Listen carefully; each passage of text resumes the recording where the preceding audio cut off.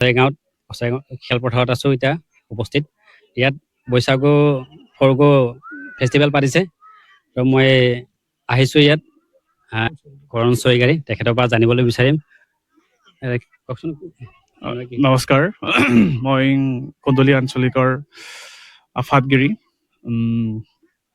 যোৱা 28তম যি মানে নিখিল বড়ো ছাত্ৰ সন্থাৰ নগাঁও জিলাৰ অধীনত অনুষ্ঠিত হোৱা প্ৰতিনিধি সভাত এটা সুন্দৰ সিদ্ধান্ত গ্ৰহণ কৰা হৈছিলে যে নগাঁও জিলাত বসবাস কৰা যিসকল বড়ো জনজাতি আছে, বড়ো জনজাতিৰ যি কলা সংস্কৃতি জীয়াই ৰাখিবৰ বাবে নিখিল বড়ো ছাত্ৰ সন্থাই এটা সুন্দৰ উদ্যোগ লৈছে যে প্ৰতি বছৰেই বহাগৰ এই মাহটোতেই কোনোবা এদিন বিশেষ দিন ধাৰ্য কৰি সেই দিনটোত বৈশাগু পৰ্ব নামৰ এটা উৎসৱ মানে প্ৰতি বছৰে পালন কৰাৰ ব্যৱস্থা কৰা হৈছে। আৰু আমি অতিকৈ সৌভাগ্য যে কঞ্চলী আঞ্চলিক হিচাপে ক'ব বিচাৰিছোঁ নিখিল বড়ো ছাত্ৰ সন্থাৰ সেই উদ্যোগত অনুষ্ঠিত হোৱা এই অনুষ্ঠানটো আমাৰ কন্দলি আঞ্চলিকতে প্ৰথমবাৰৰ বাবে অনুষ্ঠিত হৈছে।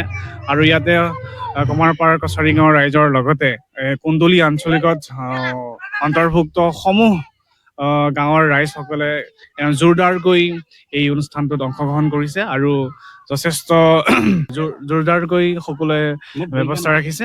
আৰু এই দিনটো আমি বহাগৰ 12 তাৰিখটো ঠিক ধাৰ্য কৰিছোঁ। অহা ছানডে 26 তাৰিখে হ'ব। ইয়াতে নগাঁও জিলাৰ সমূহ আঞ্চলিকৰ সভাপতি আৰু সম্পাদক ডাঙৰলৈ আমি বিনম্ৰভাৱে অনুৰোধ জনাইছোঁ তেওঁসবৰ আঞ্চলিকত থকা নাচনী বোৱাৰী নাচনী হওক বা ছোৱালী নাচনী হওক সকলোকে অংশগ্ৰহণ কৰি আমাৰ এই অনুষ্ঠানটোত সফল কৰাৰ যি মানে প্ৰয়াস তেওঁলোকে কৰিছে বা গম পাইছোঁ আমি তেওঁলোকে এই অনুষ্ঠানটোত আগবাঢ়ি আহিছে। সেইফালৰ পৰা আমি কন্দলি আঞ্চলিক হিচাপে ধন্যবাদ জ্ঞাপন কৰিছোঁ। আৰু নগাঁও জিলাৰ সমিতিকো আমি ধন্যবাদ জ্ঞাপন কৰিছোঁ। তেওঁলোকেই এই অনুষ্ঠানটো প্ৰথমবাৰৰ বাবে আমাৰ এই কন্দলি আঞ্চলিকতে পাতিব দিয়াৰ বাবে আমি কঠীয়াতলি আঞ্চলিকৰ সমূহ কাৰ্যকৰ্তা তথা ৰাইজবাসীয়ে নিথৈ সুখী হৈছোঁ আৰু আশা কৰোঁ এই অনুষ্ঠানটো সকলোৱে অংশগ্ৰহণ কৰিব। অকল এই অনুষ্ঠানটোত বড়ো জনগোষ্ঠীয়ে যে অংশগ্ৰহণ কৰিব তেনেকুৱা নহয়, সকলোৱে আহি উপভোগ কৰিব পাৰিব। জেগাত আমি বসবাস কৰি আছোঁ য'ত নেকি বিভিন্ন জনগোষ্ঠী আছে, তিৱা কাৰ্বি হওক বা আদিবাসী আমাৰ আহোম তেওঁ সবকো আমি উপভোগ কৰিবৰ বাবে আমন্ত্ৰণ জনাইছোঁ কন্দলি আঞ্চলিক হিচাপে।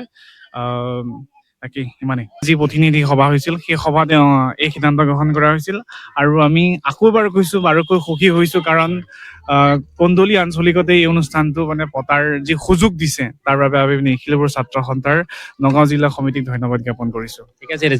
ইতিমধ্যে আমাৰ কৰণ চৈগাৰী ইতিমধ্যে কৈ গ'ল আৰু যিহেতু অহা 26 এপ্ৰিল 2026 তাৰিখে এই অনুষ্ঠান হ'ব আৰু আপোনালোকে আহিব চাবৰ কাৰণে। খুব ধুনীয়া অনুষ্ঠান হ'ব। আৰু আমাৰ আকৌ এজন খুৰা এজন আছে তেখেতৰ পৰা জানিবলৈ বিচাৰিম। আপোনালোকে নগাঁও জিলা বড়ো ছাত্ৰ সন্থাৰ নিৰ্দেশক্ৰমে কন্দলি আঞ্চলিক বড়ো ছাত্ৰ সন্থাই ধন্যবাদ জ্ঞাপন কৰিছোঁ আৰু আমি সুখী হৈছোঁ কিয়নো এই আমাৰ কন্দলি আঞ্চলিক কমাৰপাৰ এই ৰেভিনিউ ভিলেজ কিচামৰ যিখিনি আমি বড়ো কছাৰী মানুহখিনি আছোঁ, আমি ইতিমধ্যে প্ৰায় আমাৰ ইয়াৰ পৰা ভাষা কলা সাংস্কৃতিকবিলাক লাহে লাহে আমাৰ হেৰাই গৈছে। আৰু আপোনালোকে এই হেৰাই যোৱা আমাৰ যিখিনি বড়ো সম্পত্তি বা কলা কৃষ্টি আকৌ জীয়াই ৰাখিবৰ কাৰণে আপোনালোকে যি সুবিধা আমাক আগবঢ়াইছে আমি সুখী হৈছোঁ। আৰু আমিও আপোনালোকৰ নিৰ্দেশ মৰ্মে নগাঁও আমাৰ মাজত আকৌ এজন খুৰা আছে তেখেতৰ পৰা আমি জানিবলৈ বিচাৰিম। খুৰা, আপুনি এই অনুষ্ঠানৰ বিষয়ে আপুনি কি ক'ব? আপুনি মানে নমস্কাৰ। এইবাৰ প্ৰথমবাৰ আপোনালোকৰ গাঁৱত এই অনুষ্ঠান পাতিবলৈ লৈছে, আপোনাক কেনেকুৱা লাগিছে? এই অনুষ্ঠান আমি পাতিব বিচাৰিছোঁ। আমি আমাৰ গাঁৱৰ মানে বয়োজ্যেষ্ঠ বোৱাৰী জীয়াৰী আইসকলে সকলোৱে মিলি আমি অনুষ্ঠানখন পাতিছোঁ। আমাৰ যি জাতিৰ কৃষ্টি আমাৰ আমি সৰুৰ পৰা ডাঙৰ হ'লোঁ, এতিয়ালৈকে আমাৰ কলা কৃষ্টিবোৰ হেৰাই গৈছে। হেৰাই যোৱা অৱস্থাত আমি এই বছৰ আমাৰ গোটেই গাঁৱৰ ৰাইজ মিলি জুলি আমি এই কলা কৃষ্টিটো ৰাখিবৰ কাৰণে সকলোৱে মিলি জুলি আমি পাতিছো। ৰিহাৰ্চেল চলি আছে, আমি ৰিহাৰ্চেলসমূহ আমি দেখাবলৈ চেষ্টা কৰিম আপোনালোকক। এই দেখিছে এইফালে পিছফালে মানে এইফালে ৰিহাৰ্চেল কৰি আছে।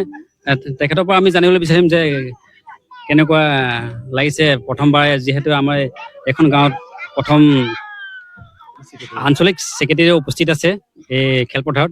তেখেতৰ পৰা আমি জানিবলৈ কিছু কথা চেষ্টা কৰিম। আপোনাক কেনেকুৱা লাগিছে এই অনুষ্ঠানৰ? হয়, সকলোৱে গৈ আছে। খুবেই আনন্দিত, যিহেতু নেকি এপ্ৰিলৰ 26 তাৰিখে আমি ৰংজালী বৈশাগু পৰ্ব পাতিবলৈ গৈ আছো আমাৰ কন্দলী আঞ্চলিকত। হয়। আপোনালোক সকলোকে আমাৰ নগাঁও ডিষ্ট্ৰিক্টৰ আমাৰ যিমানখিনি আমাৰ বড়ো মানুহ আছে, লগতে যিখিনি আমাৰ ওচৰত লাগি আছে মানুহখিনি, তেওঁ সকলোকে আমি নিমন্ত্ৰণ কৰিছো আমাৰ এই অনুষ্ঠানলৈ।